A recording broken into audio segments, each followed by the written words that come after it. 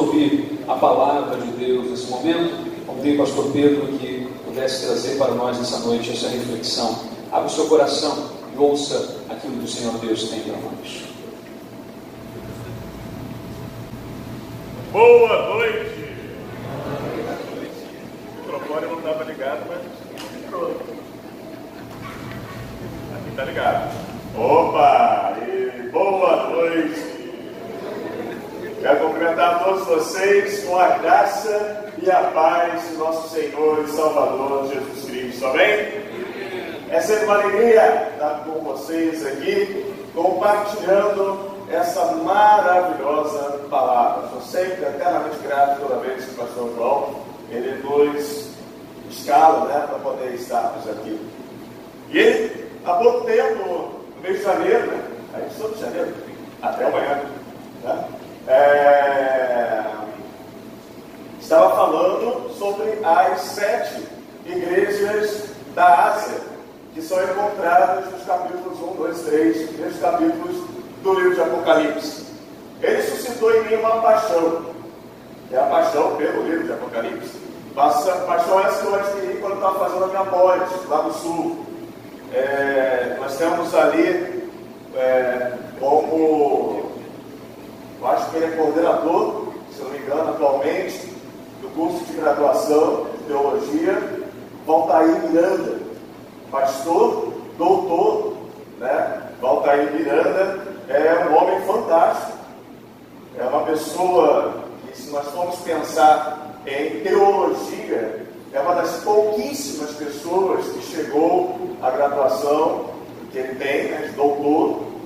Um dos que também tinham era o nosso, também meu professor, que tinha sido o professor Alessandro Rocha, no caso da Alessandro Rocha até pós-doc, Isso em teologia, principalmente em teologia do Piniquim, é coisa raríssima. E ele dedicou a vida dele ao Apocalipse. Eu tive aula de Apocalipse, foi um dos momentos mais agradáveis da minha pós, porque realmente ele brinca com o livro de Apocalipse, sua pós-graduação, sua monografia de graduação, seu mestrado, seu doutorado, tudo dedicado a esse livro de Apocalipse. E o livro de Apocalipse é muito interessante, porque apesar de diversas vezes o autor ele denominar a sua obra como profecia, em alguns momentos espalhados pelo livro, ele resolveu nomear o livro dele de Revelação de Jesus Cristo. É isso que nós vemos e lemos no capítulo 1, versículo 1. É a primeira expressão, Revelação de Jesus Cristo. Apocalipse nada mais é do que revelação. Significa revelação. E é sobre isso que o livro se propõe. É a ênfase da história de Jesus. É uma revelação a respeito de Jesus no seu contexto dentro da história, se mostrando ele ser o Senhor da história. E aí muita gente se perde, porque acha que é a revelação da besta, acha que é a revelação do anticristo, acha que é a revelação do fim do mundo. Acha que o livro se propõe a isso, mas o livro está se propondo a ser uma revelação de Jesus Cristo no contexto da história, porque ele é Senhor da história. E hoje nós vamos fazer uma reflexão a partir do capítulo 4. Eu até tinha calculado que nós já teríamos encerrado aquela série, mas na verdade faltou a Odisseia, que vai agora no próximo domingo pela manhã, à noite, nós estaremos teremos a mensagem, balde ministro de ensino, falar sem estudando. Mas nós estaremos a mensagem sobre a igreja de Odisseia domingo pela manhã com o pastor João. Então vamos fingir que nós já falamos sobre a Odisseia, então vamos para o capítulo 4. Então peço que você abra a sua Bíblia, no capítulo 4 de Apocalipse. Eu vou fazer uma leitura, em alguns momentos eu vou interromper a leitura para já colocar a explicação de algumas questões, para que a gente, na hora que for abordar o texto em si, a gente já tenha um domínio melhor sobre algumas figuras que se apresentam. O Apocalipse ele tem essa questão de ter muitas figuras, porque é um texto que surge no contexto de perseguição. Ele vai surgir no momento em que o povo de Deus está cativo em terra estrangeira, seja na Babilônia ou seja na Pérsia. E aí o que acontece? Você precisa se comunicar. Só que se você se comunicar abertamente, denunciando toda a opressão daquele império, dizendo que aquele império vai cair, porque Deus irá restaurar novamente o povo de Israel a Sião, você imagina se aquela mensagem é interceptada.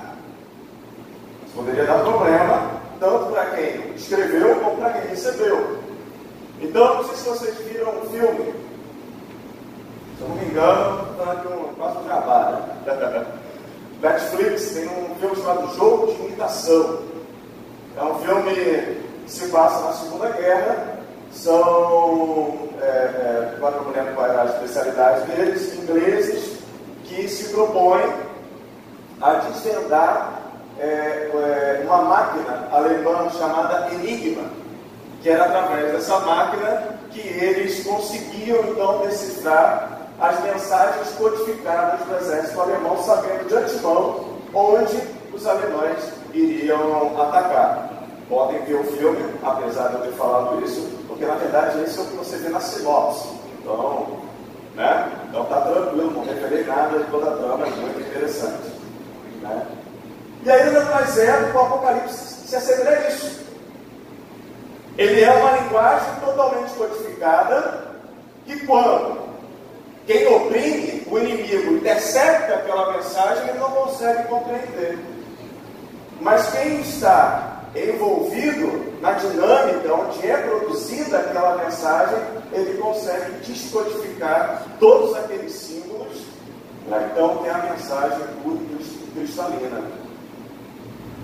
E ao longo dos séculos, a teologia tenta trazer cada vez mais informações, lançando mão da história, da geografia, da sociologia, da literatura comparada, para justamente ir decodificando cada vez mais o livro do Apocalipse.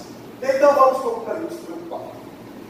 Começa assim: então, e esse então aqui não é uma sinalização de sequência cronológica, tá? Mas é o início de uma nova experiência visionária.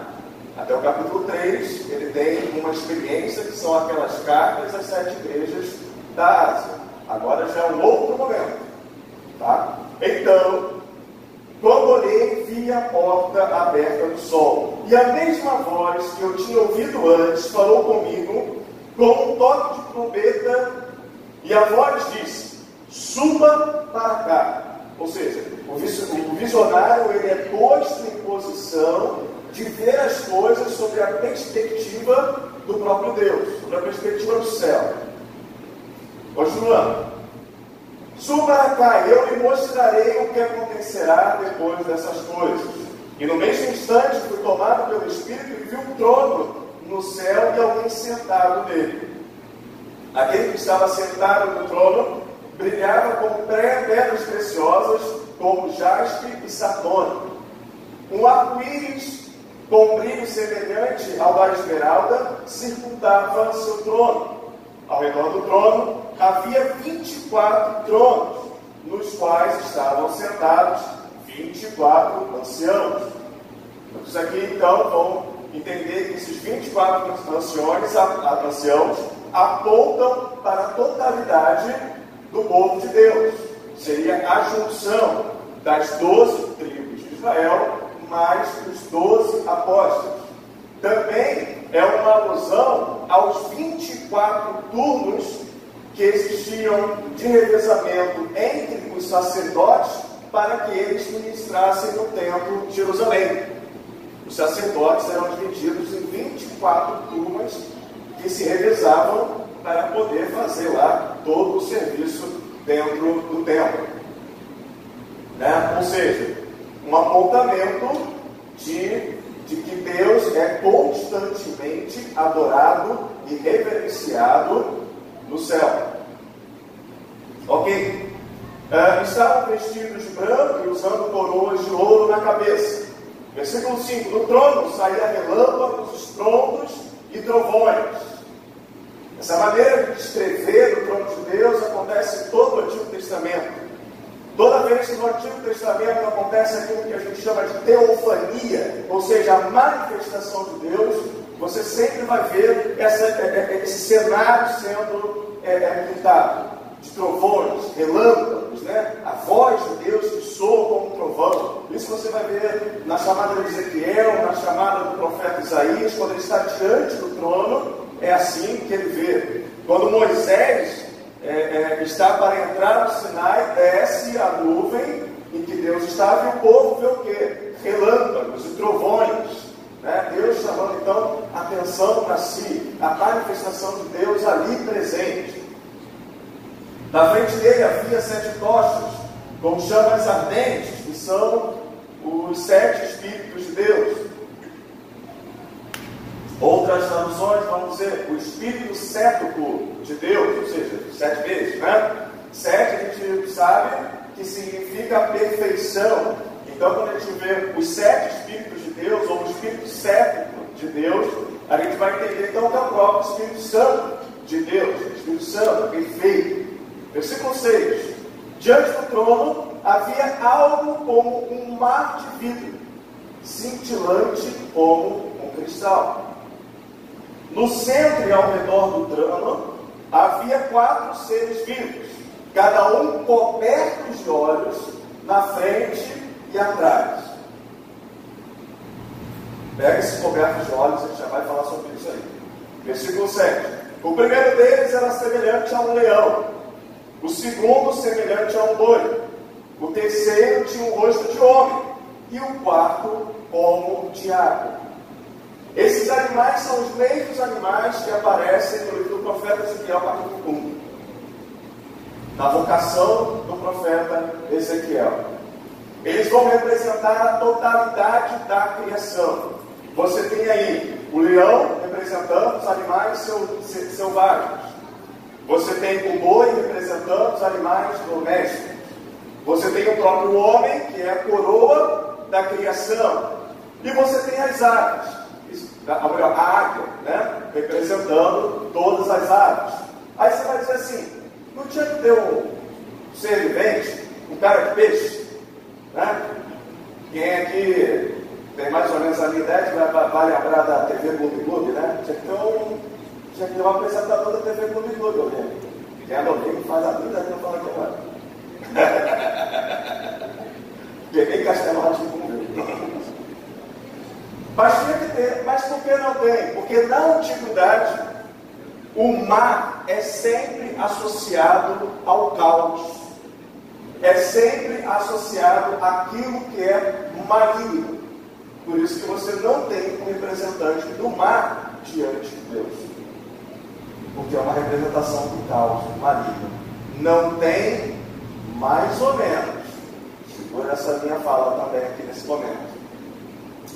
Cada um dos seres vivos tinha 6 asas inteiramente cobertas de olhos, por dentro e por fora. Vamos olhar esse negócio de olho.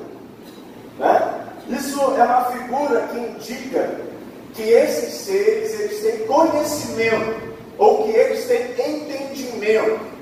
Era muito comum, quando você, na antiguidade, quando você representava uma divindade, você representava aquela figura coberta de algum aspecto para poder enfatizar alguma qualidade. Por exemplo, você lembra lá do Paulo em Éfeso? Aquela bagunça lá que ele criou na cidade de Éfeso com os ourífices, e que os ourífices falaram assim: grande é Artemis, deusa dos Éfesos, ou não, talvez não é, mas tem lá, é 19. Né? Artemis, por exemplo, era uma figura em que ela era coberta de seios, porque ela era a deusa da fertilidade. Então, da mesma forma que essa divindade aqui, né, essa representação da criação, ela é pintada, coberta de olhos, para poder mostrar entendimento e conhecimento. A Artemis, por exemplo, que era a fertilidade, coberta de seios, para poder mostrar isso. É isso que quer dizer apontando. Eu estou no versículo ainda 8. Dias e noites sem parar cantava: Santo, Santo, Santo é o Senhor Deus Todo-Poderoso, o que era, o que é e ainda virá. Cada vez que os seres vivos dão glória, honra e graças ao que está assentado no trono, aquele que vive para todo sempre, os 24 anciãos se prostraram e adoraram o que está assentado no trono. E colocavam suas coroas diante do trono e diziam: Tu és digno.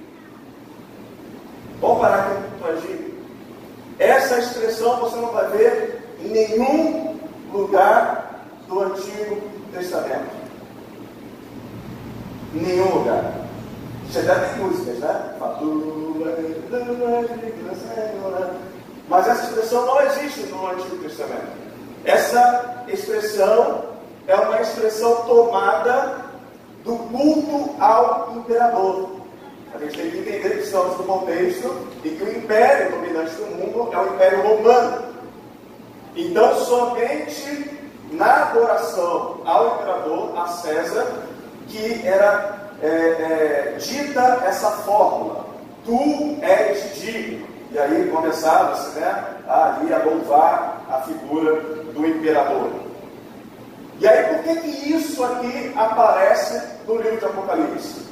O que o autor está querendo dizer é o seguinte: quem efetivamente é digno de toda honra, de toda glória, de todo poder, é Deus, e não esse falso Deus, o imperador de Roma.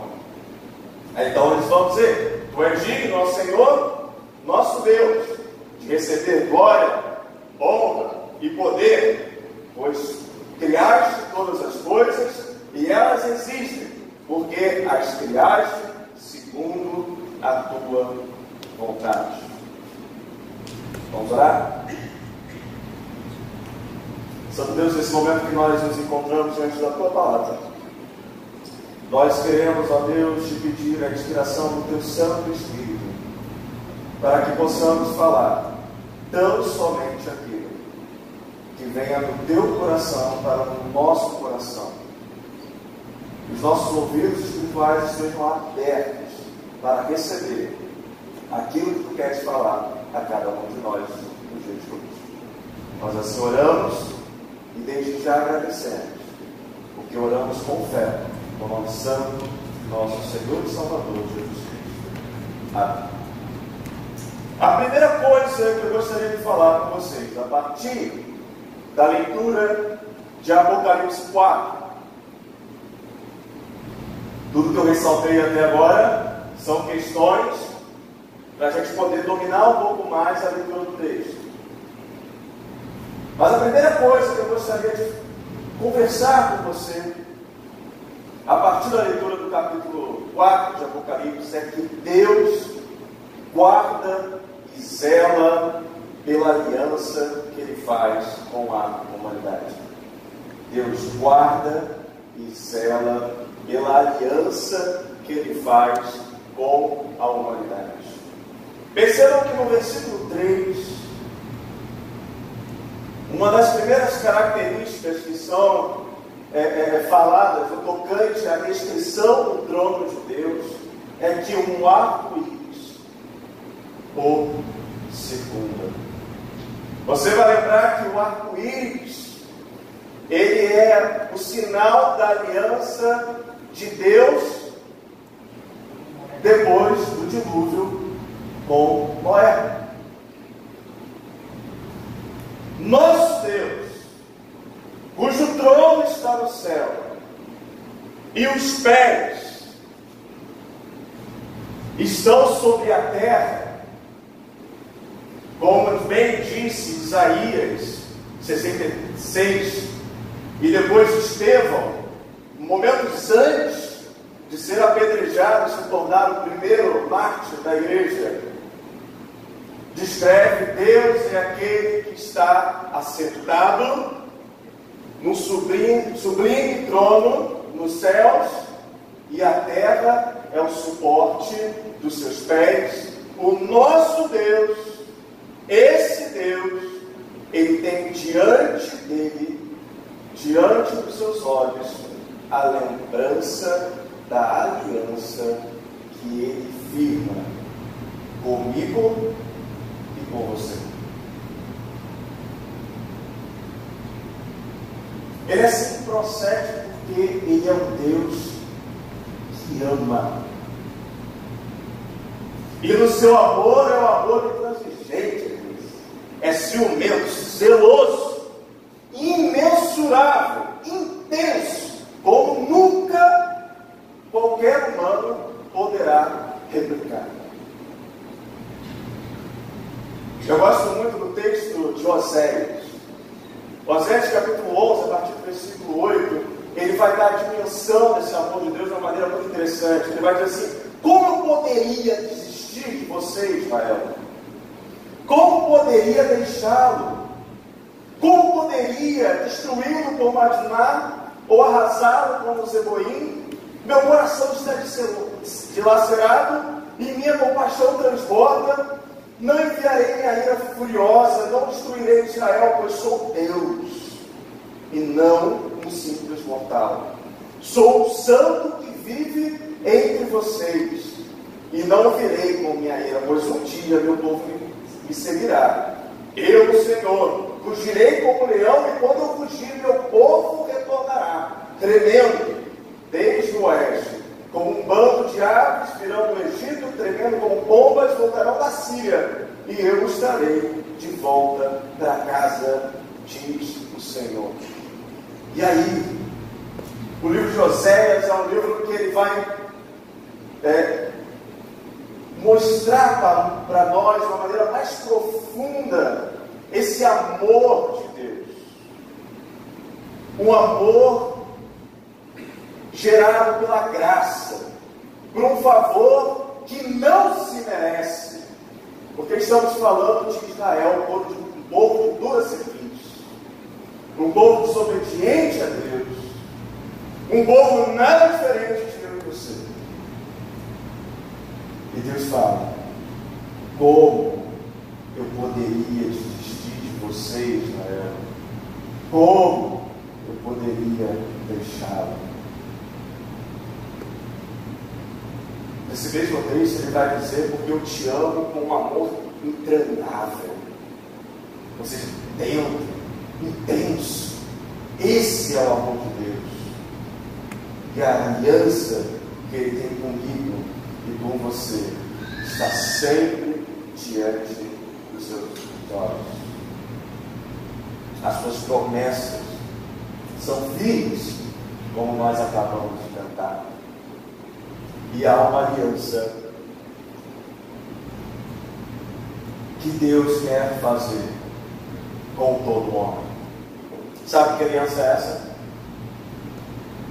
Vamos lembrar de Paulo, escrevendo aos Coríntios: porque recebi do Senhor, eu também vos ensino, que o Senhor Jesus, na noite que foi traído, tomou o pão que haviam dado graças, e disse: tomai e comei, este é o meu corpo que é dado em favor de vós. Semelhantemente, após cear, tomou o cálice, dizendo: esse cálice é a nova aliança do meu sangue. Fazei isso todas as vezes que bebeis, em memória de mim. Essa é a aliança que Deus quer fazer com todo o homem e com toda a mulher que Ele mesmo criou. A aliança que se firma no sangue de Jesus. A aliança que traz relacionamento, a aliança que restaura a intimidade, a aliança que reconcilia o relacionamento do homem com o seu Criador, na intensidade de ser permitido a este homem, a esta mulher reconciliada, chamá-lo de pai. Essa aliança, é esse nível de relacionamento que Deus quer fazer com cada homem, com cada mulher que Ele mesmo criou. A segunda coisa que eu gostaria de falar para você hoje: Deus é o único capaz de trazer paz ao seu caos. Deus é o único capaz de trazer paz ao seu caos. Lembra quando eu comentei que entre os seres viventes que representavam a criação, não tinha um que representasse o mar? Porque o mar sempre foi entendido na antiguidade como o caos, como uma área dominada pelo maligno. Mas o que está diante do trono de Deus, no versículo 6 do capítulo 4 do livro de Apocalipse que acabamos de ler: um mar de vidro, cintilante como cristal. Deus é o único que pode tomar o caos da sua vida.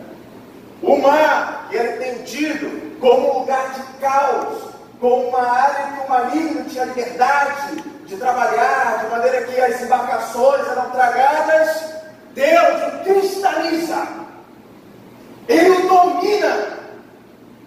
Diante dele, o maligno se cala, porque ele é derrotado desde sempre, dominado, porque esse é o nosso Deus, único capaz de trazer paz em meio ao seu caos. Aí eu vou lembrar de Mateus 4, versículo 35. Jesus, ele acabou de falar às multidões, e aí ele resolve pegar os seus discípulos e voltar, atravessando o mar da Galileia. E ele, exausto do seu trabalho, do seu ensino, da sua pregação, ele dorme na polpa do navio. E de repente, do nada, começa a surgir uma tempestade. E aquela tempestade levanta ondas, começam a açoitar o barco, bater no barco, e os discípulos começam a ficar com medo, em pânico. E aí no versículo 37 de Marcos 4, eles vão dizer assim: mestre, vamos morrer, o Senhor não se importa. Jesus, ele despertou, repreendeu o vento e disse ao mar: silêncio, aquiete-se. De repente o vento parou e houve uma grande calmaria. Então Jesus lhes perguntou: por que vocês estão com medo? Ainda não tem fé? Apavorados, os discípulos diziam uns aos outros: quem é esse que até o mar lhe obedece? Até o mar e o vento lhe obedecem. Meu querido, onde está a sua fé? Onde você deposita a sua confiança? Jesus é aquele que traz bonança para a sua tempestade. Jesus é aquele que tem domínio sobre o vento. São ventos tempestuosos que vão contra você. Jesus é o único capaz de dominá-los. A tempestade chove torrencialmente sobre você. Jesus é o único capaz de dizer: acabou, fica quieto, seu chão está como um mar revolto. O maligno tem te açoitado. Jesus é o único que pode chegar na cara de Satanás e dizer: quieto, aquiete-se, cale-se, deixa o servo mais. Jesus é o único que pode trazer paz para o seu caos. Outra situação, Jesus também tinha acabado de conversar, de falar às multidões. E aí Jesus ele não volta com os discípulos, ele vai para o monte orar. E aí os discípulos resolvem voltar então sozinhos, atravessando o mar. O que acontece? Do nada, o vento vem, começam a criar ondas, e as ondas começam a bater no barco, e começam a desequilibrar o barco. E o que acontece? Jesus foi até eles, caminhando sobre as águas. E o mais interessante é que às vezes parece que a gente desconhece quem é Jesus. Parece que às vezes nós desconhecemos quem é o nosso Deus. Porque é isso que aconteceu com os discípulos. Ao verem Jesus caminhando sobre as águas, ao invés de ficarem felizes, olha, Jesus está aqui, não! Eles não reconhecem Jesus, eles ficam com medo, acham que é um fantasma. E às vezes parece que o crente não está reconhecendo quem é o seu Senhor, quem é o seu Salvador. É Jesus. E aí Jesus ele disse que não tenham medo, coragem, sou eu. Então Pedro gritou: se realmente é o Senhor, ordene que eu vá caminhando sobre as águas onde está. Venha, respondeu Jesus. Então Pedro desceu do barco e caminhou sobre as águas em direção a Jesus. Mas quando reparou no vento forte, nas ondas, ficou aterrorizado. Começou a afundar e gritou: Senhor, salva-me! No mesmo instante, Jesus estendeu a mão e o segurou. Como é pequena a sua fé, disse ele. Por que você duvidou? Quando entraram no barco, o vento parou. Então os discípulos o adoraram e exclamaram: de fato, o Senhor é Filho de Deus. Meus queridos, de fato, o teu Senhor e Salvador é Filho de Deus. De fato, Ele é o próprio Deus. Como bem lembrou o pastor Jean, no sermão de domingo passado à noite, Ele é o Emanuel. Ele é Deus conosco. Então conheça e reconheça que Jesus é o teu Salvador. Não olhe para as circunstâncias que te cercam, porque diante de Deus, o mar do caos, o vento tempestuoso é cristalizado, é dominado, porque o teu Deus, Ele é Criador e sustentador de todas as coisas.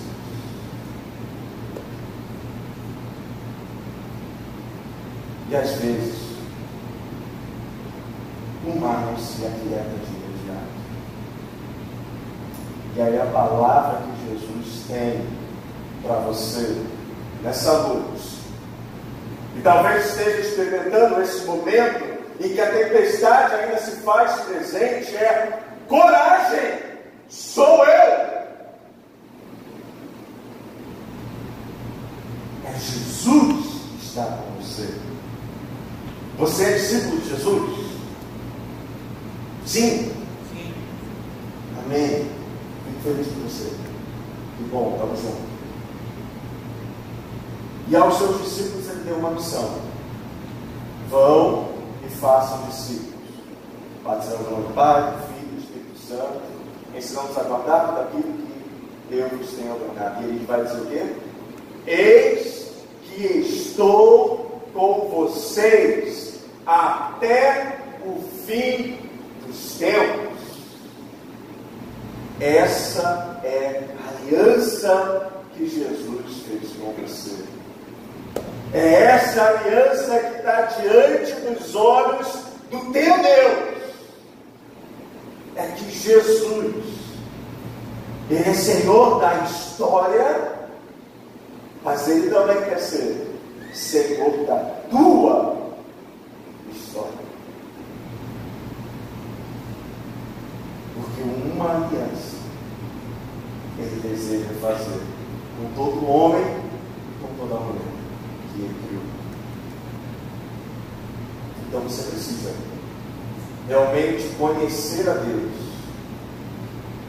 reconhecer Jesus como o único capaz de te salvar de tudo. Não estou falando só da perdição, e olha que só isso já seria, mas deixe de ser o Senhor da tua história.